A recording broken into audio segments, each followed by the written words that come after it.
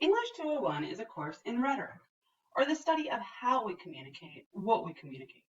A business proposal, for example, uses a different approach to persuade its reader than a love poem, and a text message to a friend will, or should, sound different from an email to a professor.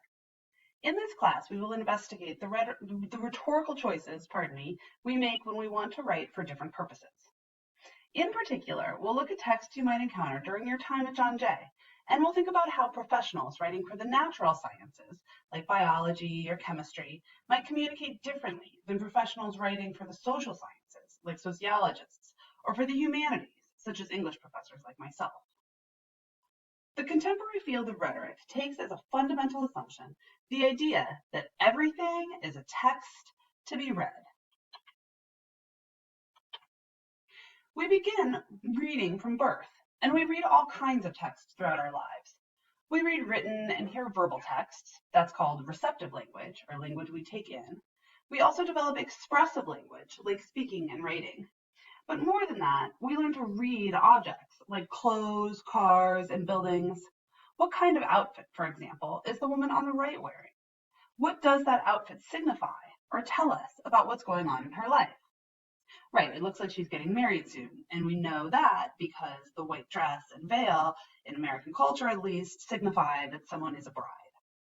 We also read moods, we read vibes, we read rooms. When you walk into a restaurant, you can tell what kind of place you're in right away, based on things like napkins, the outfits worn by the staff and the clientele, the types of menus, like paper ones or nice ones, and so on. We even read teachers. What might you say about these three teachers? If you had to describe what kind of teacher you imagine them to be, what would you say? I'd guess that the guy in jeans is way laid back. The jeans signify a casual vibe, and so does sitting on the desk. What about the guy on the right, who some of you might know as Snape? What do his hair, posture, clothing, facial expressions, and so on signal to you about the kind of teacher he is? Would you want to take his class? So whether teachers or whatever it is that we're reading in our lives, rhetorical analysis gives us the tools for breaking down and making sense of situations under which rhetoric, texts like speaking, writing, images, are produced. In this screencast, we'll talk about the 5 pillars of rhetorical analysis, which is, again, the process of breaking down and analyzing rhetoric. These 5 pillars are medium, genre, audience, stance or voice, and purpose. So medium is the method of delivery. What you see here is a painting of a very old event, Martin Luther kicking off the Protestant Reformation in a very significant way by nailing his document challenging the teachings of the Catholic Church to the door of the most prominent church in town. Here, the medium, or the method of delivery, signified as strongly or made as much of an impact as the content, or Luther's 95 Theses, which was what the document was about. In fact, a famous rhetorician, Marshall McLuhan, once said, "The medium is the message." So chew on that. Medium is kind of like a go-between, how a text is delivered to a reader. Like something that's said, like spoken word would be the medium there, or a text message or a post-it note, a letter that's written in the mail, or in this case, the case of this image, put into a bottle. Skywriting, right? Something that's written in the sky. Those are media. Unlike Martin Luther in 1517, though, in our era, we have many choices of media to use for communication. Genre is the form, style, or behavior of a text. In other words, how it sounds, looks, or moves. So if I play you this, and I hope that this works and you can hear it from my phone.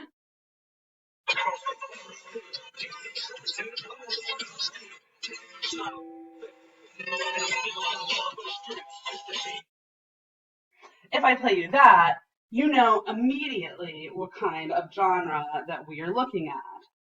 If I play you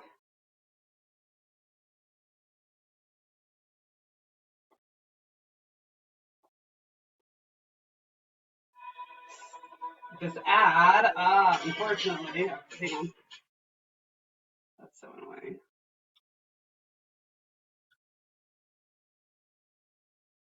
If I play you.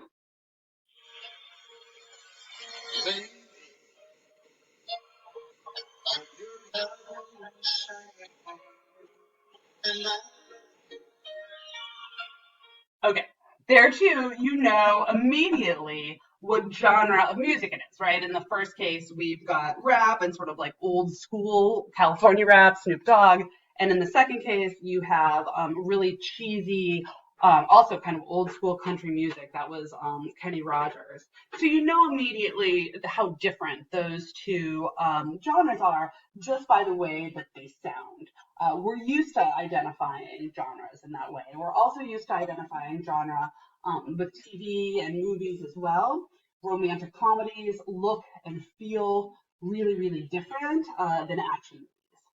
And in part, this is because different genres cater more to certain audiences than others. This picture shows four very different audiences. People from the 1950s at a 3D movie, people praying in a mosque, people at some kind of award show or other black tie event, and minions. Each of these audiences is expecting a different experience from whatever they're there to see. And for the most part, the people offering these experiences know their audiences and try to speak to them. In fact, successful rhetoricians understand how audience influences what we say and how we say it.